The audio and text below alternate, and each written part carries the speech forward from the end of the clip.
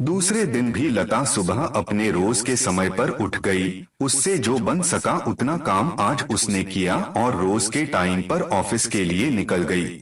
माया जी जब रसोई में पहुंची तो देखा कि चाय बनी हुई है, नाश्ता बना हुआ है और सब्जी भी बनी हुई है, मगर पराठे सभी के लिए नहीं बने हुए हैं। लता ने सिर्फ अपना टिफिन तैयार किया और चली गई है। सौरभ लता से लेट ऑफिस जाता था। उसने माँ से चाय नाश्ता मांगा तो माया जी उसे चाय नाश्ता देकर बोली, आज तो तेरी पत्नी ने तेरे टिफिन के लिए पराठे तक नहीं बनाए हैं। चाय नाश्ता तैयार किया और सब्जी बनाई। हर रोज सभी के पराठे तैयार करके ऑफिस जाती थी, मगर आज तो हमारे किसी के भी पराठे नहीं बनाए, सिर्फ अपने पराठे बनाए और मैडम चली गई ऑफिस। रसोई भी पूरी अव्यवस्थित पड़ी है। रोज तो सब कुछ साफ करके ही जाती थी। धीरे धीरे पर निकल आए हैं तेरी पत्नी के जो काटने पड़ेंगे, वरना पता नहीं हमारे आगे क्या हाल हो जाए। सौरभ बोला, मम्मी आज आने दो शाम को घर, मैं उसकी बराबर खबर लेता हूँ। मेरे लिए 4 पराठे बनाने में उसे कितना समय लग रहा था। माया जी प्रेरणा को आवाज देते हुए बोली, बेटा जरा भाई के लिए 4 पराठे बना दें, टिफिन में भरने हैं। प्रेरणा अपने कमरे से आकर बोली, भाभी को बोलो बनाने, मुझे क्यों बोल रही हो? अरे बेटा, तेरी भाभी तो आज कुछ भी काम करके नहीं गई है। रसोई भी पूरी बिखरी पड़ी है, पराठे भी सिर्फ अपने बनाकर टिफिन में भरकर लेकर गई है। आज तो बहुत काम पड़ा है रसोई में, आज तुझे मेरी मदद करनी पड़ेगी।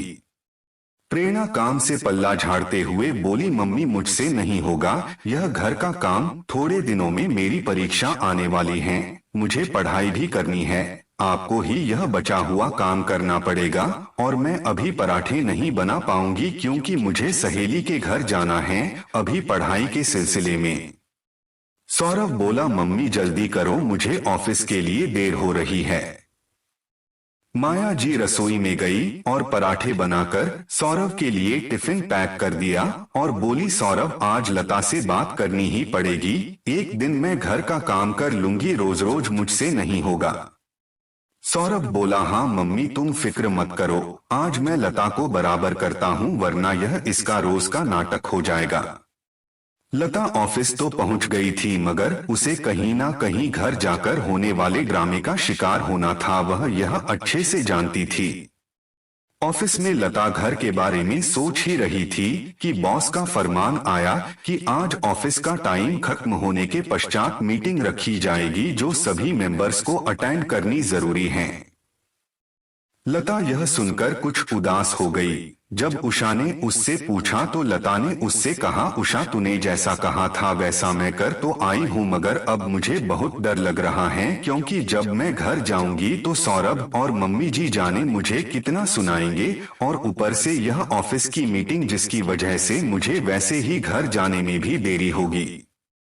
मम्मी जी तो अभी सुबह का बचा खुचा काम करके ही गुस्सा हो गई होंगी, और जब उन्हें शाम को भी समय पर खाना नहीं मिलेगा तो वह आज शेरनी की तरह दहाड़ लगाएंगी, और ऊपर से सुबह सौरभ को मेरे खिलाफ भड़काया होगा, वह अलग। आज तो घर जाकर मेरी खैर नहीं। उषा बोली, लता तेरा यह डर ही तो तेरी कमजोरी का कारण बन गया है, जब तक तू डरती रहेगी तुझे डराया जाता रहेगा। लता अपनी खुशियों को हमको खुद ही तलाशना होता है, कोई नहीं कहेगा बैठो आराम करो। तुम्हें अपने सम्मान के लिए खुद ही लड़ना होगा, तभी तुम्हें तुम्हारा सम्मान वापस मिलेगा।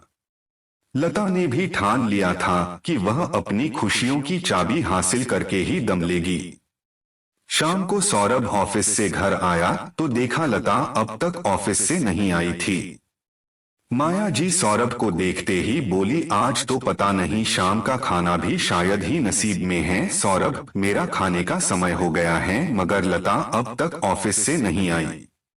सौरभ वैसे भी लता पर सुबह से ही भड़का हुआ था। उसने जेब से मोबाइल निकाला और लता को फोन किया।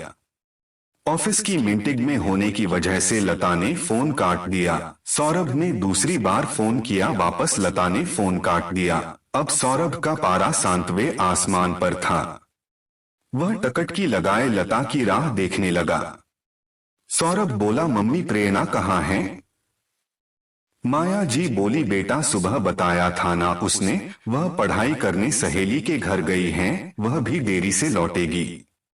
माया जी टीवी देखने में व्यस्त हो गई। सौरभ बोला, मम्मी एक कप चाय मिल जाती तो।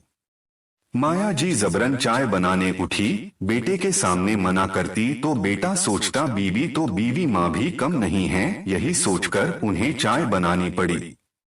सौरभ गुस्से में आग बबूला हो चुका था। चाय पीकर बस अपना गुस्सा कंट्रोल करना चाहता था ताकि इसे लता के लिए बचा सकें। लता जैसे ही ऑफिस से घर पहुंची, सौरभ उसे देखकर झल्ला उठा और बोला, सुबह तो सुबह, आज शाम को भी महारानी को घर का कुछ काम नहीं करना था तो देरी से आई हैं। ऊपर से मेरे 2 बार फोन करने पर भी फोन काट दिया। तुम अपने आप को समझती क्या हो? माया जी बोली, बहुत पर निकल आए हैं तेरे लता। सुबह भी रसोई ऐसे ही बिखरी हुई पड़ी थी जो मैंने समेटी, और शाम के खाने का अब तक कोई ठिकाना नहीं है। तुझे तो पता है मुझे शाम का खाना समय पर चाहिए। पहले तो सुबह और शाम दोनों समय का खाना सुबह ही बनाकर जाती थी तुम, मगर आज तो हद ही कर दी तुमने। 4 महीने ही तो हुए हैं अभी तुम्हारी शादी को, और हमको अभी से तेवर दिखाने लग गई। पूछो मेरे बेटे सौरभ को तुम्हारे आने से पहले कितना ख्याल रखती थी मैं इसका।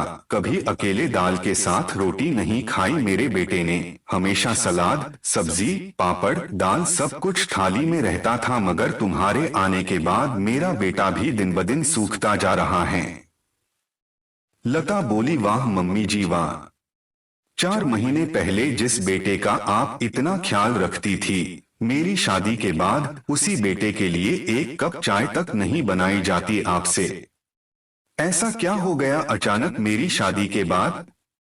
मैं भी तो नौकरी करती हूँ, मैं भी दिन भर थक जाती हूँ, मगर सारा घर का काम मुझ पर ऐसे थोपा जाता है जैसे मैं इस घर की नौकरानी हूँ। मम्मी जी मैं इस घर की बहू हूँ, नौकरानी नहीं। प्रेरणा और आप पूरा दिन घर में रहकर भी घर का कुछ भी काम नहीं करते, और मैं बाहर कमाने भी जाऊं और घर भी संभालूं, मुझसे यह अपेक्षाएं रखते हैं।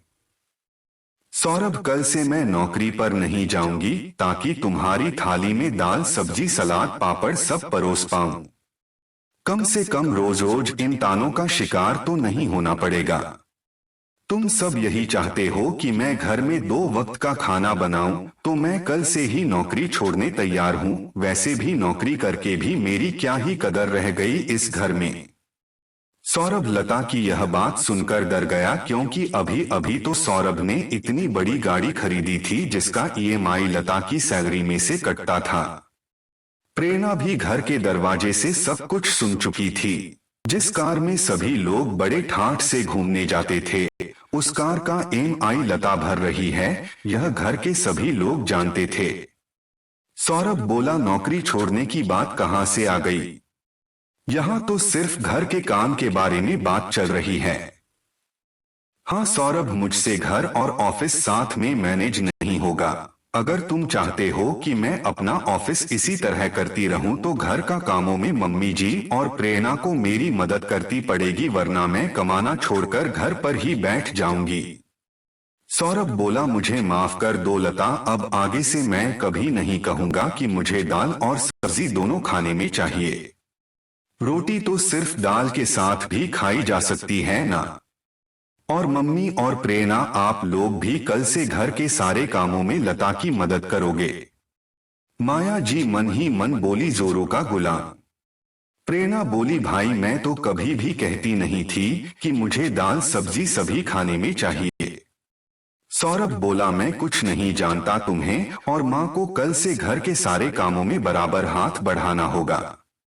दूसरे दिन माया जी भी सवेरे जल्दी ही रसोई में लता की मदद करने आ पहुंची, और उन्होंने प्रेरणा से सब्जी कटवाने, रसोई साफ करने जैसे काम करने कहा, और खुद आटा गूंथने लगी। प्रेरणा ने अपनी खुशियों की चाबी ढूंढ ली थी। आज वह बहुत खुश थी और ऑफिस आकर उषा से बोली, उषा धन्यवाद इतनी अच्छी तरकीब बताने के लिए। मेरे घर के सारे सदस्य लाइन पर आ गए हैं और आज मैं बहुत खुश हूँ। अब मेरा ऑफिस के कामों के साथ साथ घर के कामों में भी दिल लगेगा। दोस्तों, बहुत जगह यही होता है। ऑफिस जाने वाली बहू से भी पति, सास और ननंद को यही अपेक्षाएं होती है कि वह घर का सारा काम उसी तरह संभाले जिस तरह एक गृहिणी संभालती है, मगर ऑफिस जाने वाली बहुएं भी आखिर इंसान होती हैं। यह बात ससुराल वालों को समझनी चाहिए और यदि फिर भी ससुराल वाले नहीं समझे तो खुद के लिए आवाज उठाने में देर नहीं करनी चाहिए। आपको यह कहानी कैसी लगी, कृपया अपनी प्रतिक्रिया जरूर दीजिएगा तथा मेरी अन्य कहानियों को पढ़ने के लिए मेरे चैनल को सब्सक्राइब अवश्य करिए।